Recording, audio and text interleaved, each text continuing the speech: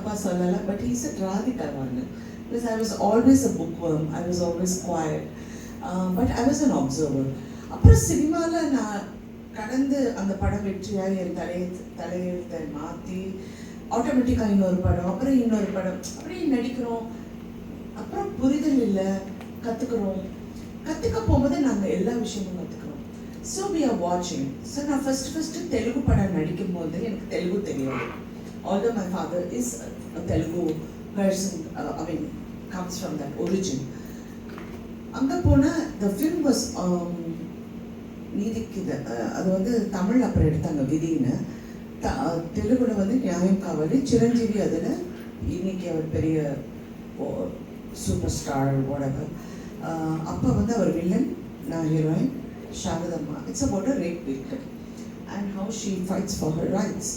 பாஷை தெரியாது, பேஜாக தெலுங்கு டைலாக்.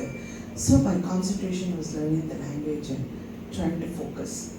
அப்போ my observation was all these men who was sitting there they used to laugh and say, oh, rape, அது ரேப்புன்னு. நான் பயந்துட்டேன், பாஷை தெரியாது. எங்கள் அம்மா கிட்ட கேட்டேன், அம்மா எல்லாரும் ரேப்பை பற்றியே பேசுகிறாங்கம்மா, எனக்கு வேண்டாம்மா இந்த படமே வேண்டாம். எங்கள் அம்மா கூட ஆமாம் இல்லை எல்லாரும் ரேப்புங்கிறாங்கன்னு. அப்போ சிரஞ்சீவி வந்து என்ன ஏன் ஒரு மாதிரி இல்லை எங்களுக்கு இந்த படம் வேண்டாம், இந்த மாதிரி ஒரு மாதிரி அன்கம்ஃபர்டபுளாக இருக்குது. ஏன் என்ன உங்களுக்கு என்ன யார் என்ன பிரச்சனை இல்லை, எல்லாரும் ஏன் ரேப் பற்றி பேசுகிறாங்க.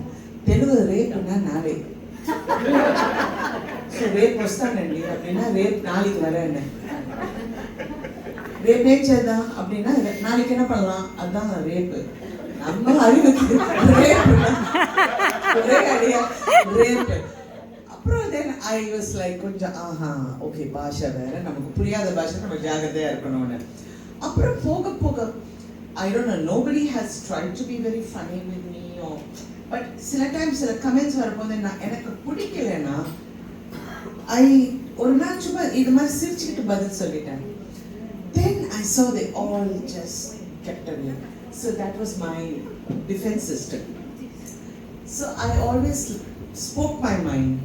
So அது அப்படியே கல்டிவேட் ஆகி it became like a defense system for me.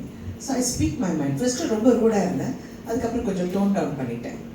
நானும் கற்றுக்கிறேன், ரொம்ப பேர் என்கிட்ட சொல்கிறாங்க நீயும் ரொம்ப ரூடாக இருந்தேன். சரி மேம், நீங்கள் சொன்னீங்க ஆக்சிடென்டலாக தற்செயலாக தான் நான் வந்து ஒரு நடிகையானேன் அப்படின்னு. ஆனால் கிழக்கு சீமையிலிருந்து தாய் கேள்வி வரைக்கும் நீங்கள் எடுக்காத பரிமாணங்களே இல்லை. நடிக்காத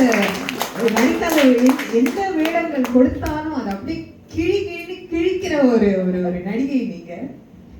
இந்த எவ்வளவோ வேடங்கள் நீங்கள் ஏற்றி நடித்திருக்கீங்க, ஆனால் நீங்கள் ஏற்று நடிக்கணும் அப்படின்னு இன்னமும் நினைக்கிற வேடம் அந்த மாதிரி ஏதாவது இருக்கு? ஐயோ, என்ன இந்த கேள்வி எல்லாரும் கேட்க அப்படியா மேம்? நம்ம கிழக்கு சீமையில் அதுக்கு முன்னாடி பாசப்பறவைகள், ரெட்டைவால் குருவி, ஊர் காவலன், அந்த மாதிரி டிஃப்ரெண்ட்டான படங்களும் நிறைய வித்தியாசமான கதை. Because I always made a conscious decision to do different films.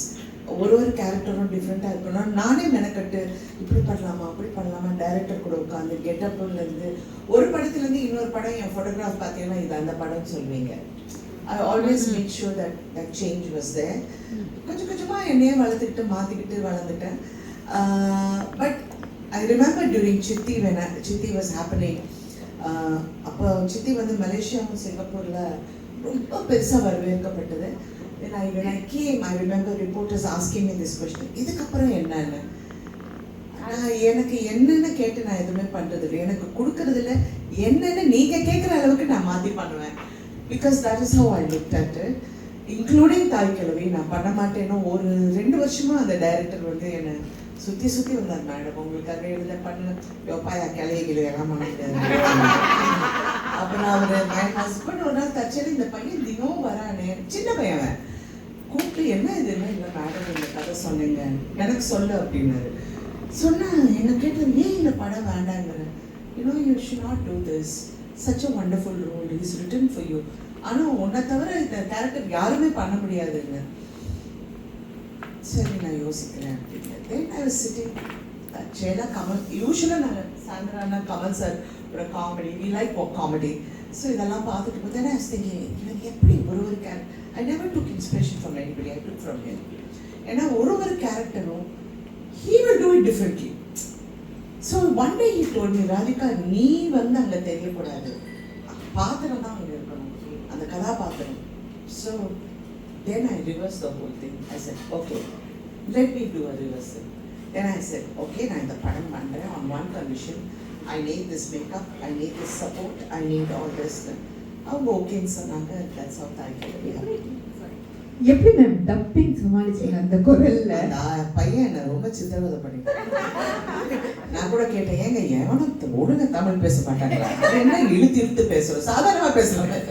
இல்ல மேடம், எங்க ஊர்ல இப்படிதான் பேசுவோம், உங்க ஊர்ல வேற வேலை இல்லையா, இப்படி எல்லாம் நான் திட்டி திட்டி அந்த வேலை. அந்த எதுக்க வீட்டுல என்னமோ ஒண்ணு பொரிச்சு சாப்பிடுவாங்க மேம், ஈசல் ஈசல் ஈசல்லாம் அந்த ஊர்ல பொரிக்கிறாங்களா மேம்? ஆமாங்க, நான் கிழக்கு சிம்மில பண்ணும்போது பாரதிராஜா